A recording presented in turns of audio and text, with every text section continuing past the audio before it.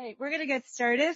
So thank you for attending. This is a great panel on NEXTGEN TV, emerging streaming and over-the-air broadcasting. And we've got a great group here to talk about sort of the latest developments, two real innovators that are bringing new services and channels to over-the-air, and two broadcasters that are working on those, as well as other innovations that have to do with the hybrid natured aspect of NEXTGEN TV. Just a quick roundup of facts of what's happening out there. So there's over 11 million TVs that are enabled with NEXTGEN in the market today. We just made a major announcement of 50% of households are already covered with high dynamic range broadcasts. That's exciting. It's enhancements. And we're also starting to launch what we call broadcast IP channels or app services, which you'll hear today, bringing new channels, more content, really showcasing the interactive nature of over-the-air broadcast. So excited to talk about that. I've got Rob Lewis, who's CEO, founder of ROXi. I'm sure you've seen ROXi, maybe if you're at CES. Very cool music channel that's coming to NEXTGEN TV, but they have a platform that does a lot more than that. I won't steal your show, Rob. Zane Vella, CEO and founder of Game Loop. Zane has had a long history in interactive. He was over at Comcast working on interactive, but really cool gaming channel that he's bringing to NEXTGEN TV. And Skip Flenniken, Vice President and Head of Biz Dev and Technology for Sinclair. A lot of these ideas, especially the one around ROXi, actually was something that Sinclair ideated with them and brought it to the broadcasters. But not only that, they're doing a lot around broadcast IP and other implementations. I'm excited for him to share. And then Rob Folliard with Gray Television. He's their head of government relations and distribution. He is also chair of the PearlTV board. Gray also leading in providing things like Start Over and other application features that consumers want and never have had in live over-the-air television. So with that, I'm going to let Rob.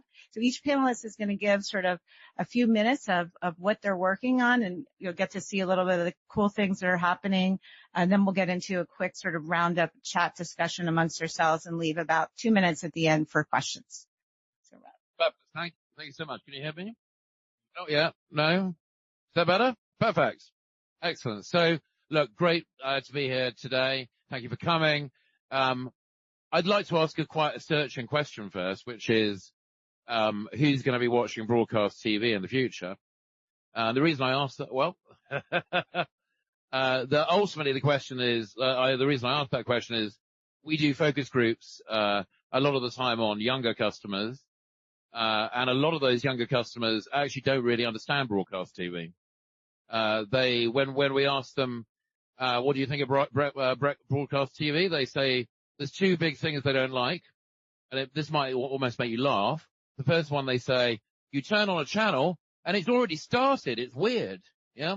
And the second thing they say is, I turn on the channel and if there's a bit of content I don't like, I can't skip. What's that about?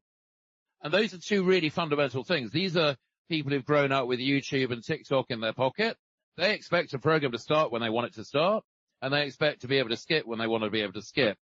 And that's why I think NEXTGEN TV is so exciting, because there's an opportunity to create channels that are instantly accessible on the EPG, but which when you go to that channel, they do start at the beginning. And the play controls do appear, and you can skip, and you can go to a bit of the news that if you wanted the business news, you can jump straight to the business news.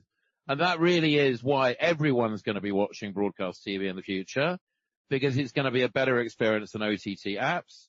You turn on your TV, you go to the channel, the content starts, and you can skip and navigate to anything you want, even though it's broadcast TV. Now, I'm going to demo here on a video. It's like a 1 minute video. It's actually me filming with my camera phone, a TV in a demo suite. And I'm going to talk over this. Can we start this actually now? Press play. Hopefully we can press play. And start over. There we go. So this is actually a linear TV channel. It's a tennis channel from Sinclair. A normal broadcast TV, you can't skip, you can't personalize, it doesn't start at the beginning, but I'm about to, on my remote control, skip up to the next channel, and I'm going to the ROXi music channel, it starts at the beginning of the music video. And then magically, even though it's broadcast TV, suddenly play controls appear that enable me to pause, to skip to the next music video if I don't like that music video, to go straight to a kid's dance party or the best of 2023. As in, even though I'm just using the normal TV and going channel hopping up and down, I've got 4 interactive features. Now, we don't think it's just about music. We're delighted to be working with Pearl and Sinclair and the other members to deliver interactive music channels on NEXTGEN TV. But on top of that, we think that there's lots of content that will be so much better if it starts at the beginning and if you can skip. News, for example. Now, not wanting to we have a press release coming out with Sinclair and with Pearl and various other people tomorrow, where we'll be announcing bringing a lot of interactive TV channels to the US market. And we will also, with Sinclair, demo the world's first interactive TV news channel tomorrow. So a TV news channel where when you tune in at 8 minutes past, it still starts at the beginning of the evening news. Where if you want to go straight to the business news, you click on business, go straight to the business news. If you don't want to listen to a piece about the Bulgarian general election, because you're not interested in Bulgarian general politics, you can just press skip, TikTok style, go straight to the next segment. These are the kind of interactive features that will make NEXTGEN TV and broadcast TV more compelling than fast TV, better than fast TV.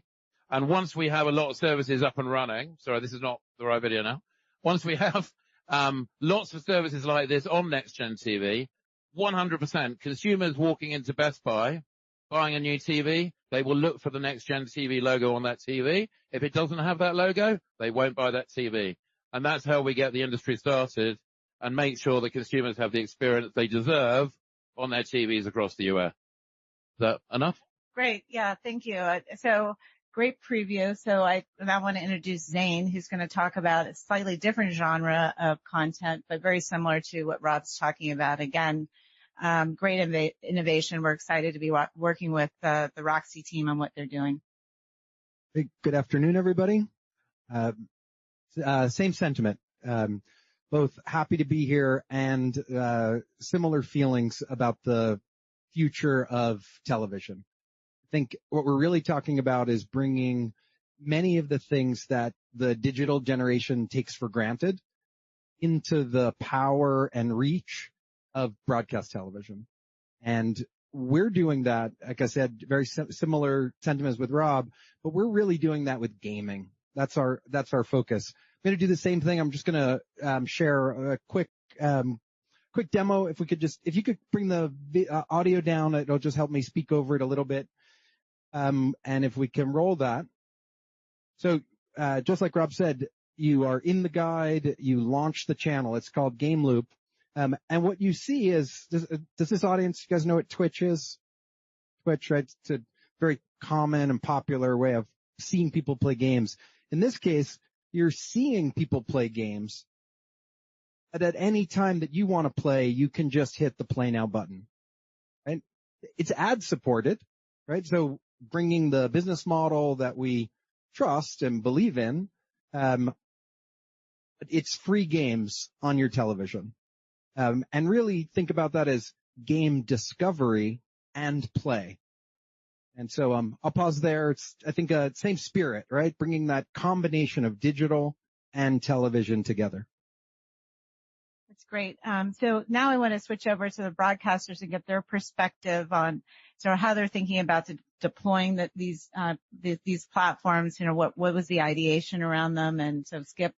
Thanks, Ann, and thanks for having us today.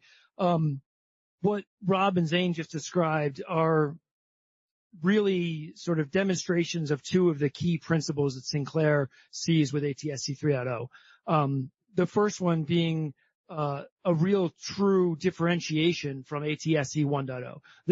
This standard really enables better TV, and we're just starting to scratch the surface of that for consumers, especially during the transition period where we're a little bit constrained on the spectrum side. But the services that they're talking about and that they're actively rolling out here are things that have never existed in broadcast TV.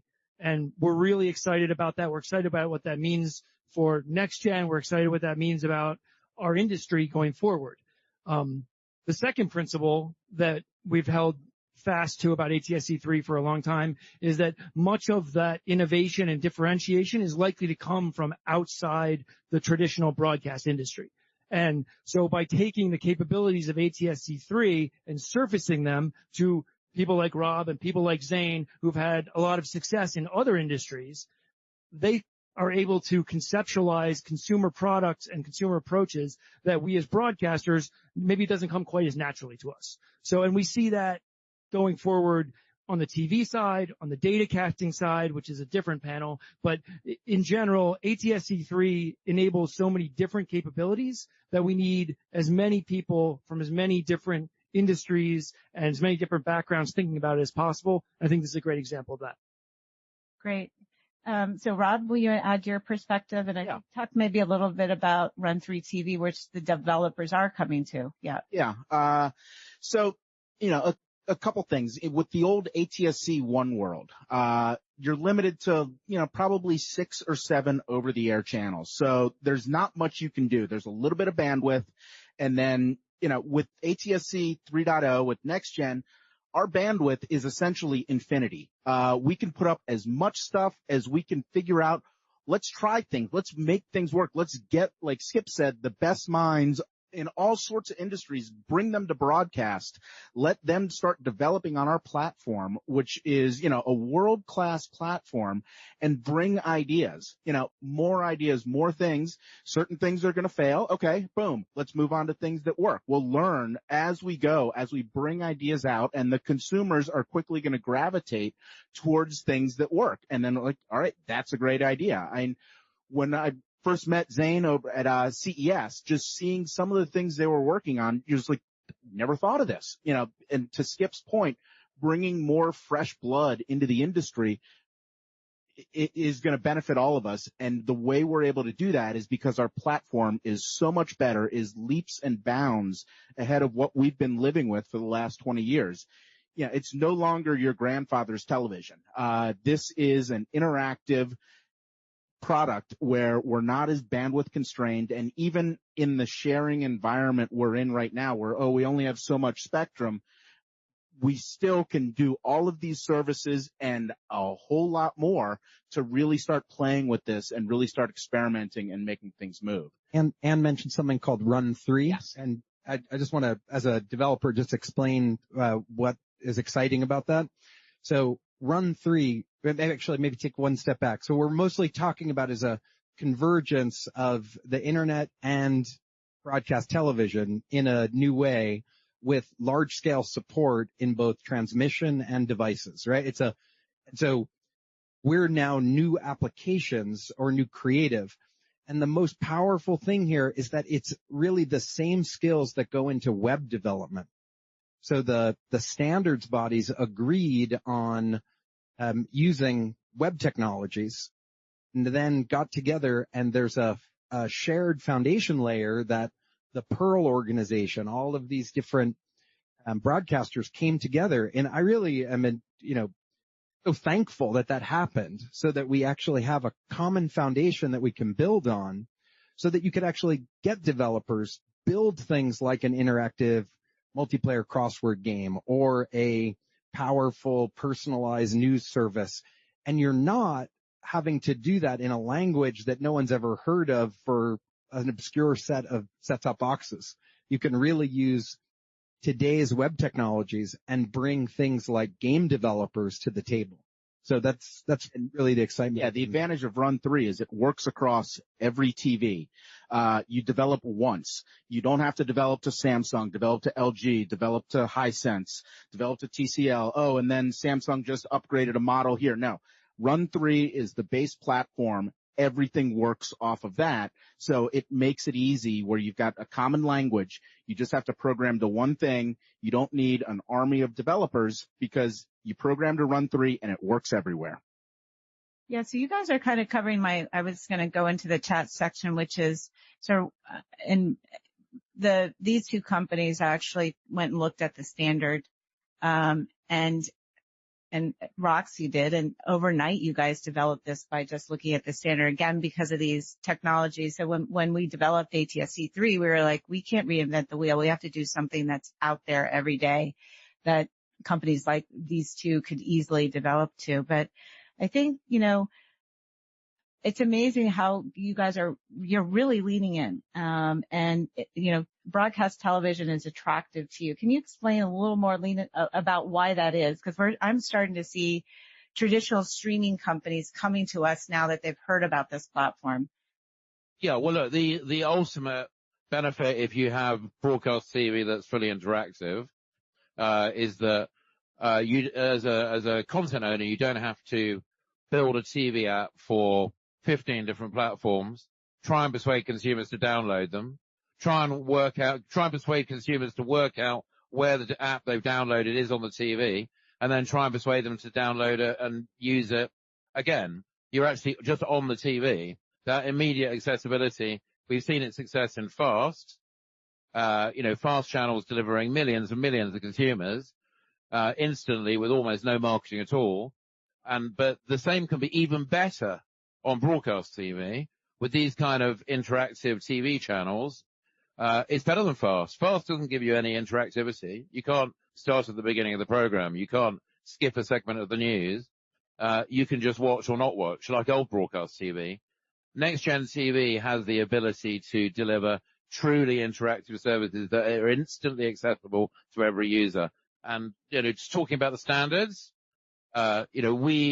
we have to work very hard to make things completely performant, but it's great having a standard that is commonly adopted by all the different TV vendors. When we built the ROXi TV app and we tested it, it worked on every device. You wouldn't have one TV app that works on every device. You need 15 TV apps. Makes a big difference. Yeah, and I think these are the points that until we've been talking about them, we've been saying them, but it's when you see it live, and I encourage you to go to the ATSC booth, you see it rolled out, but how fast these guys came out of the woodwork, it's just awesome. I mean, I can't say enough about these two companies. And again, they're doing it because, and I love the fact, Rob, that you just described this as being more interactive because FAST cannot be interactive. And that gives us, I think, a big leg up. So that's a great point that you made. Yeah. Better than FAST TV. I mean, the irony of broadcast TV being more interactive than IPTV is quite substantial, but it's real and it's there today. Yeah. So I'm going to go to a broadcaster question. So Rob, you mentioned you could launch a ton of these. And I know, so the over-the-air environment is something that's never really been innovated on. And so we're starting to do that. But can you talk a little bit about how we're thinking about that in a way? And yeah, as far as we're innovating on over-the-air. Yeah, but also the consumer experience still needs to be good in that environment, right? In terms of discovery and things like that. Yeah. Yeah. Again, the most important thing is, does the consumer like it? Is it easy to use? Will consumers stay? And so we constantly have to think through, all right, what's best for the consumer? What's best for the viewer? Because if they don't like it, they have plenty of other options to go. So that's the other piece of this, is figuring, all right, what works, what doesn't, and let's move as fast as we can towards things that work. Now, with Run 3, we're going to have data coming in where we're going to be able to see what works. We're going to have that first-party data, minute-by-minute data of what people are doing. Are they watching this? Are they not? We'll have that information that we'll be able to then make smarter decisions on versus, I think it works, I like it, but, I'm a focus group of one. When you have all of that powerful data, everything else making it work, you can make smart decisions and then, tack in whichever way the market is going. And I just want to amplify one of the points Rob made there. Because we have that data, because Run 3 has that capability, we're able to do what you said earlier, which is try lots of things, and if they're not working, stop. We can fail fast if we know whether we're failing, and that enables us to do more and more innovation until we find the things that work. So it's hopefully a virtuous circle there of getting the data to know what works, know what doesn't, and do more of the former and less of the latter. That's exactly how we're thinking about the games. Like we really don't know what games will work best on television. And we know that people love playing games on their phone. And so it's a question of like, okay, well, what is going to be better about games on the TV? And we're already, just from testing with people, starting to see. One is collaborative games. So the television still has an incredibly powerful place in bringing people together. Just funny, because if I remember what my mom used to say when I was a kid, she said like it was not, but it really does. Like the television brings people together. So designing games that are made for people playing together in the living room or playing with people remotely. So we started to see that data, and our news, if we're going to jump news on the panel, our news is announcing the partnership of the first multiplayer crossword game on TV. Love it. And it's really fun. It's called Planet Crossword. And I invite all of you, please come see it, come play it. We're over in the ATSC Pavilion, just down Green Brick Road over there. And it's fun. You basically, it's a crossword game that you're playing with other people. I would play that with my mom. Absolutely. That would get us together talking, because otherwise she's going to call me and we're going to do it. So it'd be better to do it on the TV. And then figuring out other games that work. So just back to the data point, like understanding what works and then investing in those. And actually on a very granular level, the most valuable bit of data we find, this is actually from OTT apps as well as what we're doing with Sinclair and Pearl and the other broadcasters, is skip data. If you're playing music videos or if you're playing news, if a lot of people skip an item, you can be sure that's not something that was worth creating at vast expense. If something has a very, very, very low skip rate, that's content that should be higher up in the food chain. So as well as actually monitoring usage and behavior, and there's a lot of data you're creating across all consumers, automating changes in the content curation based on skip data is a key thing to do. In our music channels, if we see that a music video is being repeatedly skipped by a large proportion of the consumers, guess what happens? It disappears from the playlist. That's exactly what should happen with all TV content. Yeah, and I think the other part, we've always talked about viewer preferences. So, viewers can say, this is my favorite game. And I want to always, like, I'm a Wordle person. That's my thing I do every morning. That's how I kind of set my day.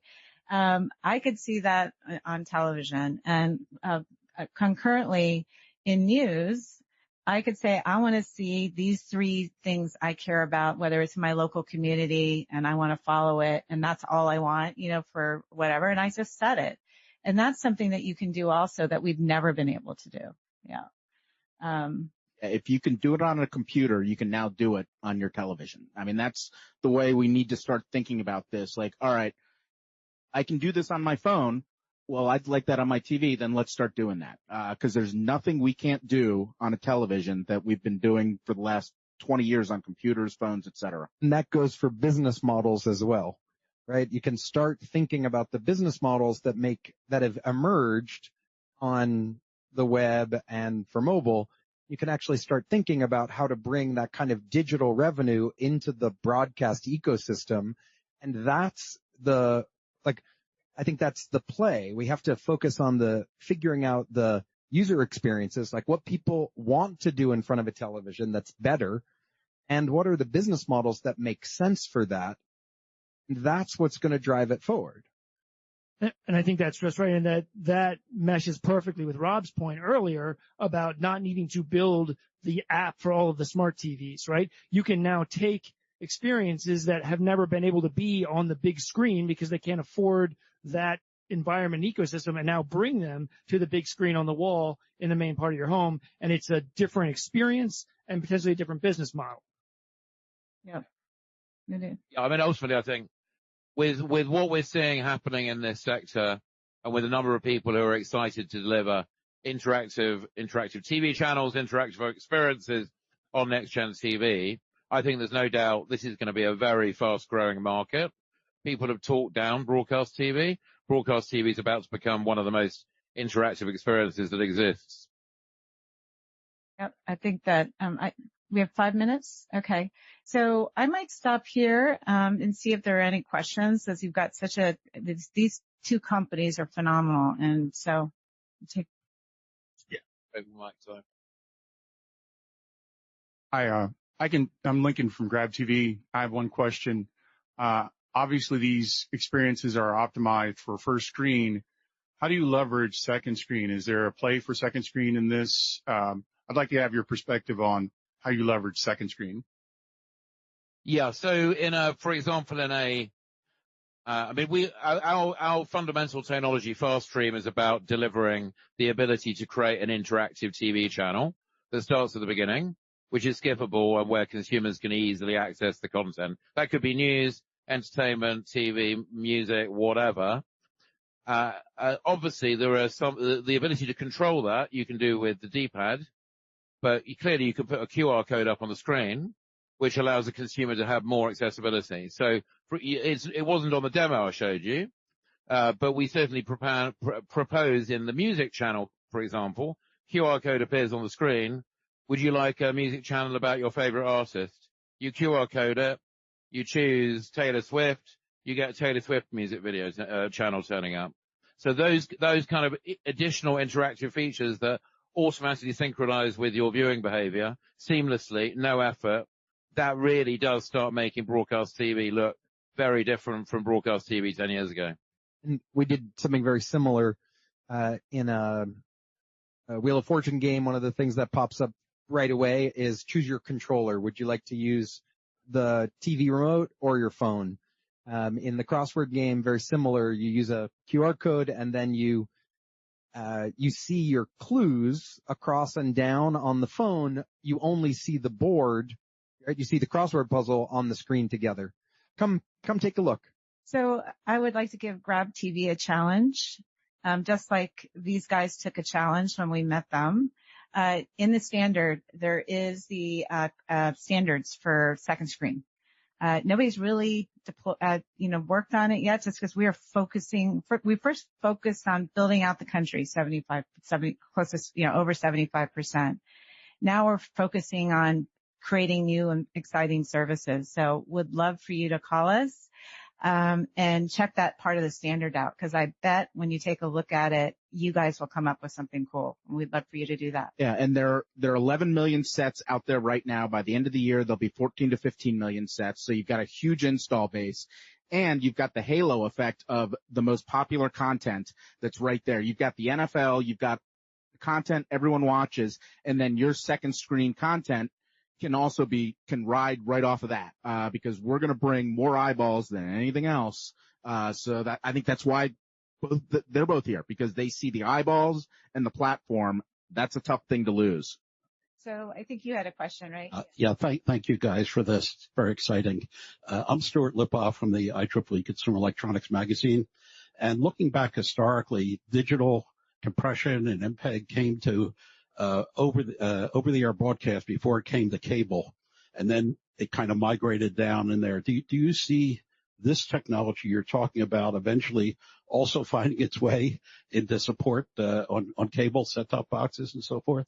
As far as being compatible with cable, yeah. And look, cable and satellite are important partners. We want to make their product better also, because the more people that subscribe to cable, that's great. Obviously, we get retrans fees, so we want to make the cable environment as good as possible. And hey, there are a lot of cable subscribers that would love that content as well.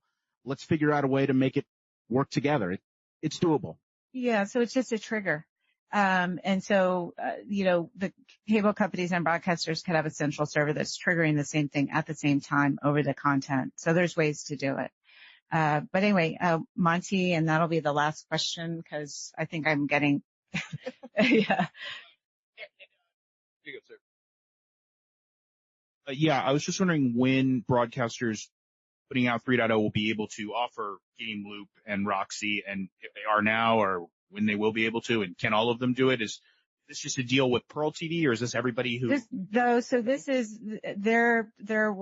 We're a collaborating partner. We facilitate conversations for them to get up and running these markets. You're going to hear their news tomorrow, and I would look for that, because that'll give you a clue. I don't want to Okay. steal their thunder.